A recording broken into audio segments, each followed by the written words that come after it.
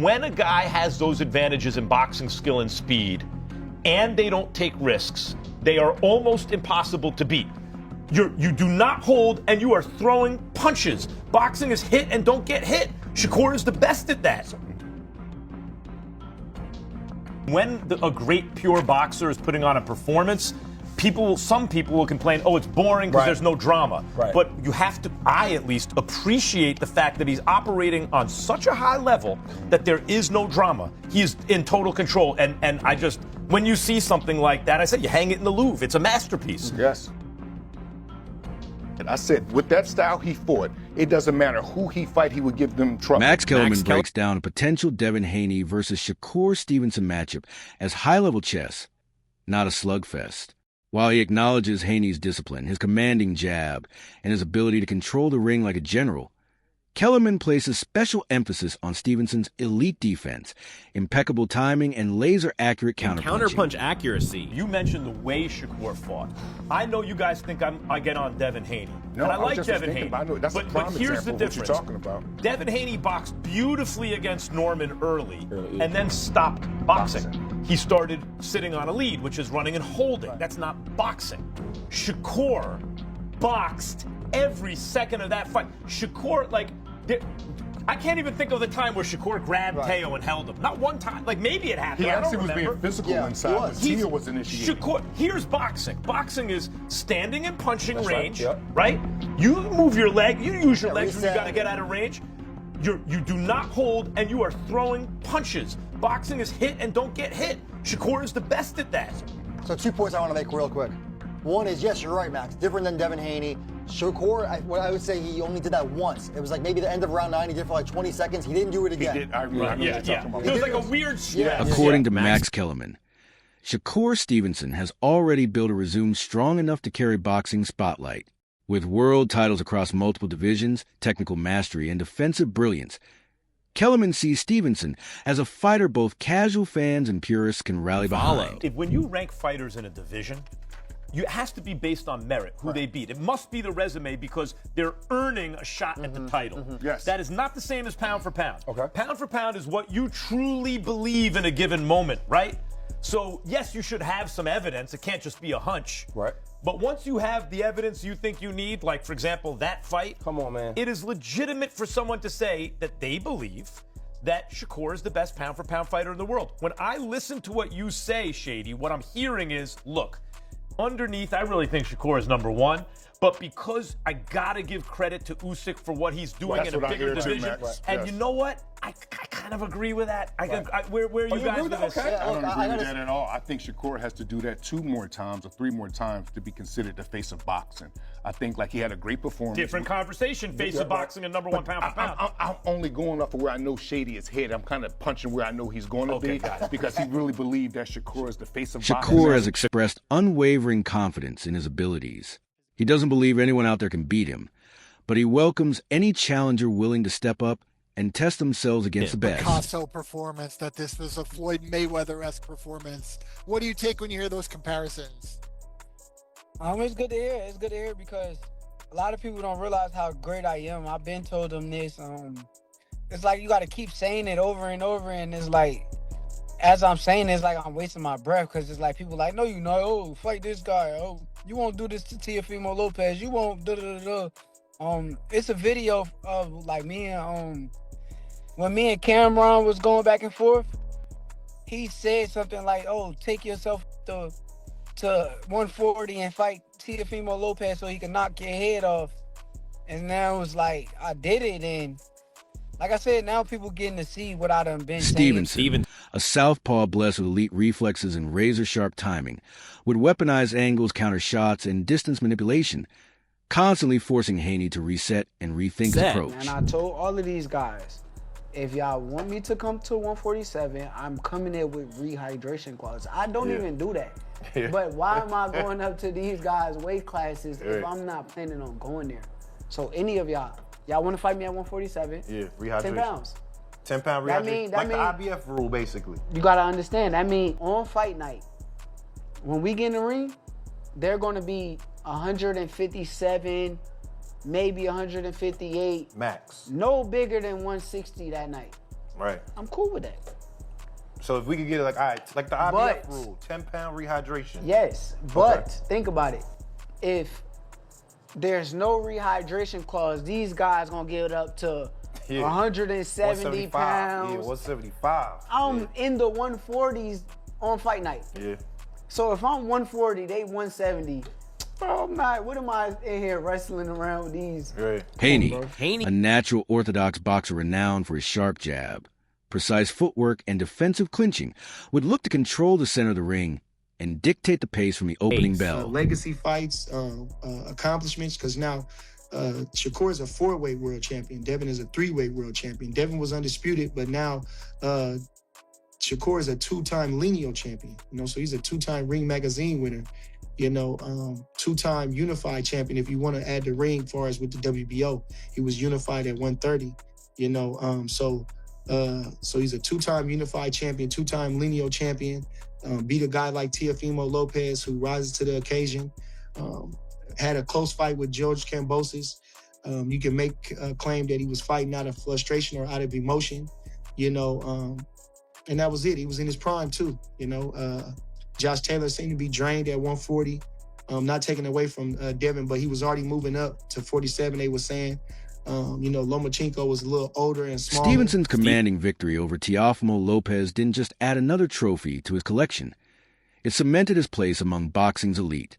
Facing Lopez for the WBO and Ring Magazine Junior welterweight titles, Stevenson dominated from the first bell to the last. Masterpiece, man. He looked so smooth, calm, and relaxed, man.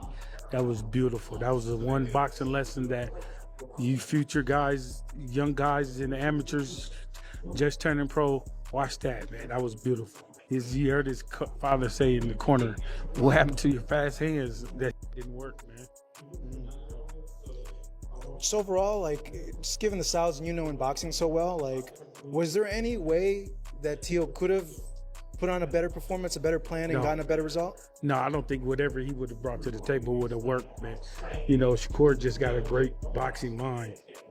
That's just it. He's got a great boxing mind, and once he put his mind to it, he's gonna get the job done. What is it gonna take to beat someone like him? I don't know, Brian. Probably want to stay away from the numbers tell the story. Stevenson landed significantly more punches overall and connected with greater accuracy on both jabs and power shots throughout the entire fight. 119, I think, to 109 was the scorecard, so basically 11 rounds to 1. What did you think about the outcome and the fact that he was able to win so dominantly? One, shout out to New York. The true Bruce Carrington, he's world champion now. I'm so proud of him. Been watching him fight the undercard and all this stuff forever, and the world champion tonight. I was bawling, I was crying, yo. So shout out to him. He shine every time he come out to see his story, see how much he done overcame everything.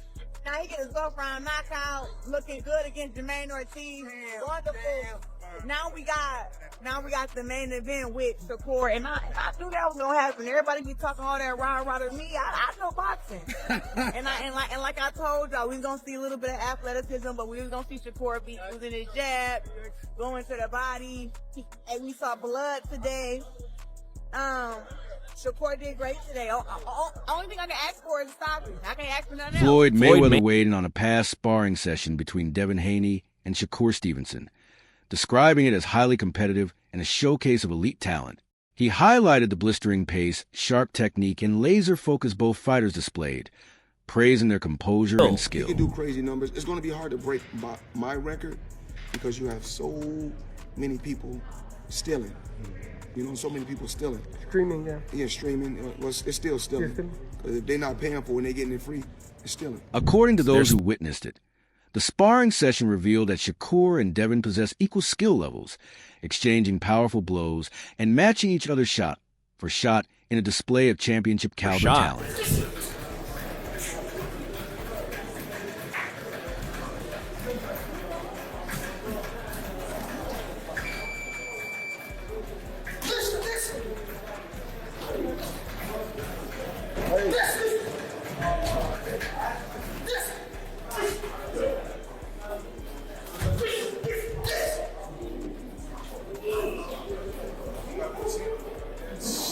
Stevenson has made it clear Stevenson has made one thing crystal clear.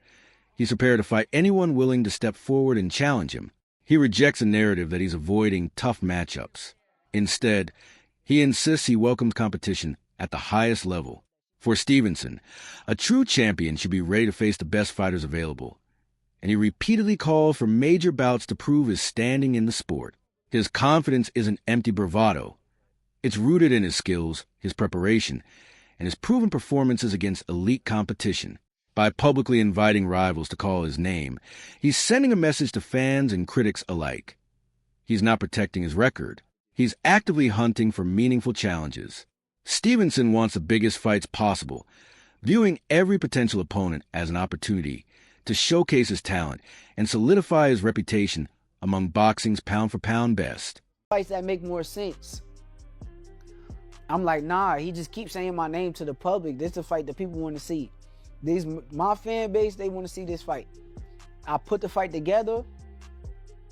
2 days before the fight, now he's sick. He poisoned, somebody massaged him and did something to him. I don't know, all this shit that he kept talking about, but I'm just like showing y'all like what type of person I am. I be bugging like, but I know my wrongs. Like I understand. That's why now I gotta like understand it's a business and not just get talked into doing. Meanwhile, Floyd Mayweather pushed back hard against claims that Devin's sparring performances prove his greatness. Mayweather argued that success in the gym doesn't automatically translate to real fights. He sarcastically congratulated Bill for having an undefeated fighter in sparring, but stressed that true champions prove themselves under the bright lights on fight night, not behind closed gym doors. Mayweather suggested that Devin still needed to demonstrate consistent dominance in official bouts rather than leaning on sparring stories. The discussion quickly turned personal, with both men trading sharp jabs about careers, legacies, and reputations. You know what I'm saying? So you popping it, so nigga, when I pop it, what's the problem? Because other niggas don't pop it? You know what I'm saying? You pop it 1,000 times. Nigga, you was talking about that sparring shit. Nigga, you beat niggas up in sparring. I didn't watch you beat niggas up. And when my son got down on you, you dig what I'm saying? You act like, you tell us, Bill, if your son is undefeated in the gym, congratulations. Congratulations that you got an undefeated fighter in the gym. On the other side, Devin Haney has repeatedly argued that Shakur Stevenson made a costly mistake by turning down their proposed fight over money. Haney claims he offered Stevenson a 25% purse split and insists that despite being the smaller share, the actual payout would have exceeded all of Stevenson's previous fight purses combined. In Haney's view, the opportunity represented more than just a major payday. It was a chance to secure legacy-defining recognition in the lightweight division. He suggested that accepting the bout could have instantly elevated Stevenson's profile by placing him in a high-stakes championship showdown. Haney also implied that turning down the deal hurt both fighters and delayed one of boxing's most anticipated matchups. According to him, the fight would have drawn massive attention from fans and media worldwide, benefiting both men's careers immensely. If you look at Shakur's resume and look at my resume, who's brought the tougher opposition, me or him? And 25% would have been, bigger than all his fights put together he made. All put together? Put together. Were you shocked that he said no? Yeah, ego, made him say no. His ego and the people around him. Kambosos offered me the 22% and the 2 fights to go to Australia and to go sign with a different promoter and to, get the vaccine and go do this and do that. Now that I'm the champion and I'm giving somebody the offer to make more money than they ever made in their life, put together in all their fights, I'm the bad guy. I'm the bad guy. See, when I fought Kambosos, it wasn't for all the money. I was fighting for the same money that I was already making. I know that I could beat him. I know that once I win, I'm gonna be able to call the shots and make all the money myself. So now it's that time. And they don't want Sean Porter sees a potential Shakur Stevenson versus Devin Haney fight as one of the most competitive matchups that could be made in boxing today. In his opinion, both fighters bring exceptional speed, precision, and ring intelligence, making it nearly impossible to pick a favorite. Porter explains that neither man relies on raw power. Instead, they depend on timing, positioning, and anticipation. He compares a potential bout to a high-speed chess match where every move must be calculated because one small mistake could instantly cost a round.